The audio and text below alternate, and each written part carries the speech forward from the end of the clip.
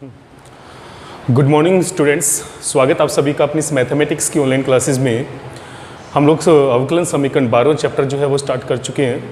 समघात अवकलन समीकरण को सोल्व करने की विधि के बारे में मैंने कल आपको बताया था। समघात अवकलन समीकरण की कल मैंने आपको पहचान बताई थी। आज हम बच्चों प्रश्नावली करने जा रहे हैं 12.6, जिसमें हमने कल पहला क्वेश्चन कर लिया था बच्चों। आज मैं करने जा रहा हूँ यहाँ पे दूसरा क्वेश्चन। आप देखेंगे बच्चों, यहाँ पे हमें अवकलन समीकरण दी गई है dy बटे dx बराबर में y बटे x प्लस साइन y बटे x। आप देख सकते हो कि यहाँ पे दी गई समीकरण जो है वो dy बटे dx बराबर fxy के रूप की है, fxy के रूप की है, जहाँ पे fxy जो है वो y बटे x और प्लस में साइन y बटे x है। देखिए बच्चों, हम जैसे यहाँ पे x को लैम्डा x में और y को लैम्डा y में कन्वर्ट करते हैं तो यहाँ पे बच्चों ये लैम्डा y आएगा, यहाँ पे लैम्डा x आएगा, प्लस में साइन यहाँ पर भी लैम्डा y आएगा और यहाँ पे लैम्डा x आएगा। आप देख सकते हैं बच्चों, लैम्डा से लैम्डा कटेगा तो यहाँ पे बचेगा y बटे x और यहाँ पर भी बचेगा साइन y बटे x। तो देखिए बच्चों, यहाँ पे लैम्डा का कोई भी पद नहीं आए तो मैं बाहर लैम्डा की घात 0 ले सकता हूँ, यानी कि यहाँ पे वापस ये किस रूप का बन गया, लैम्डा की घात 0 fxy के रूप का बन गया। इसका मतलब यहाँ पे ये जो समघात अवकलन समीकरण है ये 0 घात के समघात अवकलन समीकरण है। देखिए बच्चों, अगर एक बार ये कंफर्म हो जाए कि ये समघात समीकरण है तो इसको सोल्व करने के लिए हम लोग क्या करते हैं, यहाँ पे हम मान के चलेंगे y बराबर vx। देखिए बच्चों, यहाँ पे जब हम अवकलन करके dy बटे dx का मान निकालेंगे तो वो हमारे पास आएगा dy बटे dx बराबर v प्लस x dv बटे dx।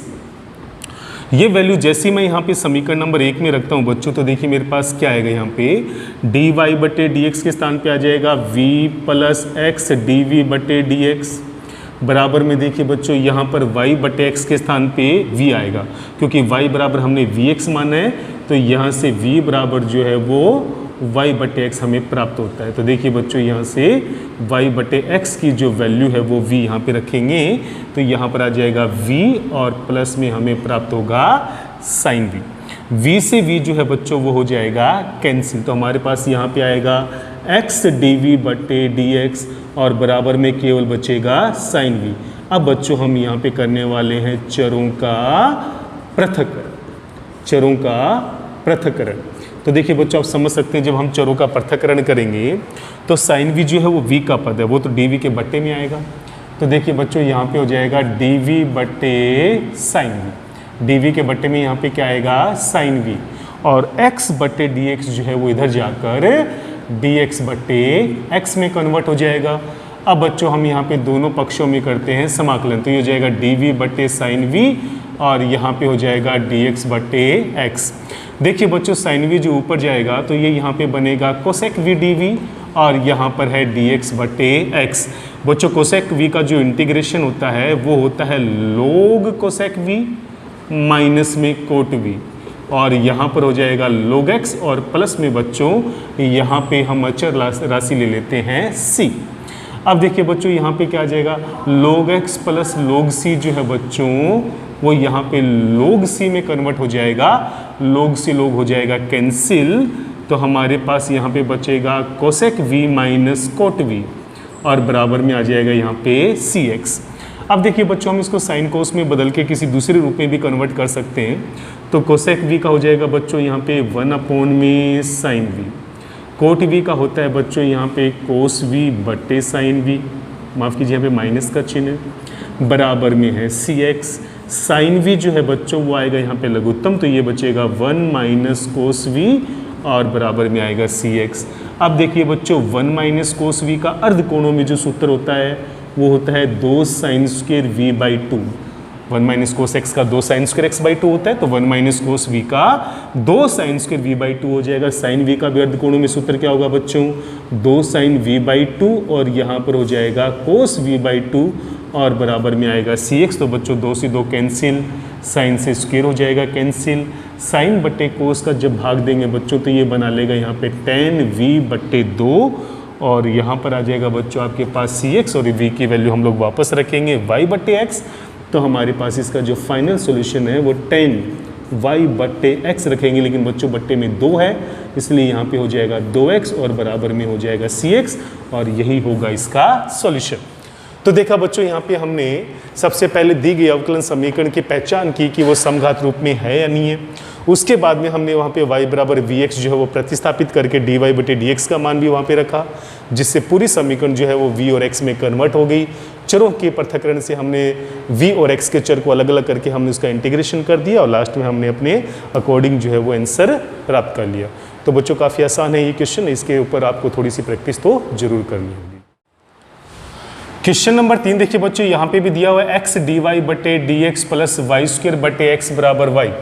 देखिए बच्चों, पूरी समीकरण के अंदर मैं यहाँ पे x का भाग दूंगा तो मेरे पास यहाँ पे आएगा dy बटे dx प्लस में बच्चों यहाँ बनेगा वाई स्क्वायर बटे एक्स स्क्वायर और बराबर में बनेगा y बटे x।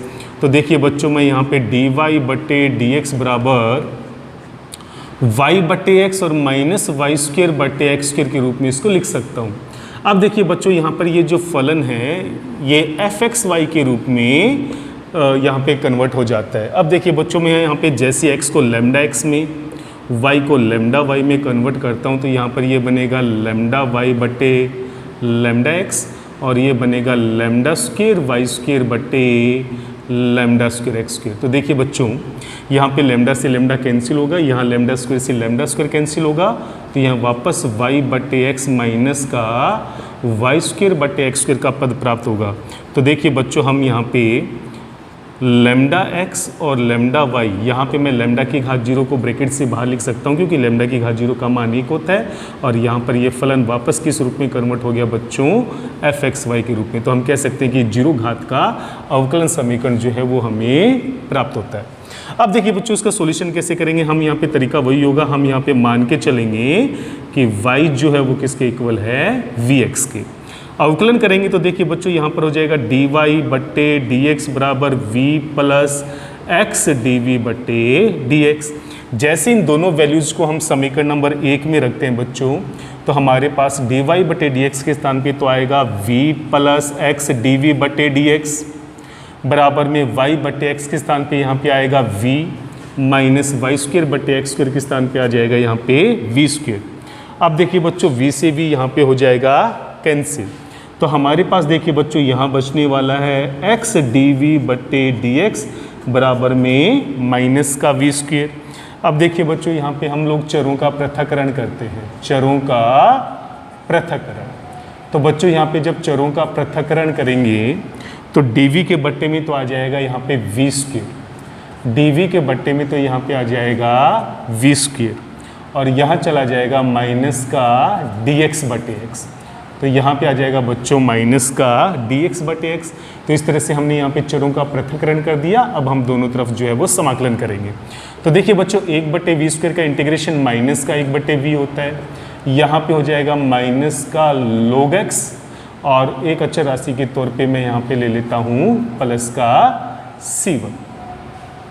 अब देखिए बच्चों, यहाँ पे क्या होगा, y की वैल्यू हम यहाँ पे वापस रखेंगे तो ये हो जाएगा माइनस का x बटे y, क्योंकि y की वैल्यू माफ़ कीजिए v की जो वैल्यू है वो y बटे x आएगी तो x चला जाएगा अंश में। यहाँ पर है बच्चों माइनस का log x और प्लस का है c1। y से पूरी समीकरण को गुणा कर देते हैं बच्चों, तो यहाँ पर आ जाएगा माइनस का x बराबर माइनस का y log x और यहाँ पर आ जाएगा प्लस का c1y। माइनस से जब इस पूरी समीकरण को गुणा करेंगे बच्चों तो ये हो जाएगा x बराबर में y log x माइनस का c1y। और देखिए बच्चों, यहाँ पे माइनस का c1 जो है वो एक अचर राशि है और माइनस c1 को अगर मैं यहाँ पे एक नए अचर c में कन्वर्ट करता हूँ तो यहाँ पे मेरा फाइनल आंसर जो है मुझे प्राप्त हो जाएगा, जहाँ पे c मैंने किसको माना है बच्चों, माइनस c1 को माना। तो जैसा मैंने आपको बताया था कि अचर राशि में आप किसी भी प्रकार से सुविधा के अनुसार परिवर्तन ले सकते हैं, x के और y के पदों में कोई भी परिवर्तन नहीं होना चाहिए। तो ये आंसर मिलाने का यहाँ पे एक तरीका होगा, ये अपने आप में एक आर्ट है। देखिए बच्चों, यहाँ पे क्वेश्चन आप समझ गए होंगे कि किस तरह से हमें समघात अवकलन समीकरण की पहले पहचान करनी होती है। उसके बाद आप देख रहे होंगे बार बार हम लोग y बराबर vx ही प्रतिस्थापित कर रहे हैं, जहाँ से dy बटे dx का मान निकाल कर उस अवकलन समीकरण में रखते हैं और वो पूरी समीकरण v और x में कन्वर्ट हो जाती है और फिर चरों की पृथक्करण विधि से हम लोग वहाँ से सॉल्यूशन प्राप्त करते हैं। तो बच्चों, यहाँ पे आप समझ चुके होंगे और लास्ट में हमें v की वैल्यू जो है वो वापस रखनी होती है और हमें हमारा सॉल्यूशन जो है वो प्राप्त हो जाता है। अब देखिए बच्चों क्वेश्चन नंबर 4, यहाँ पे भी आपको देखिए बच्चों y/x का पद दिया हुआ, लेकिन इसके अलावा जो सिंगल x और y है, अगर हम इसको भी y/x के पद में कन्वर्ट कर पाए तो यहाँ पे y/x की पहचान ही बच्चों समघात अवकलन समीकरण के अनुसार होती है।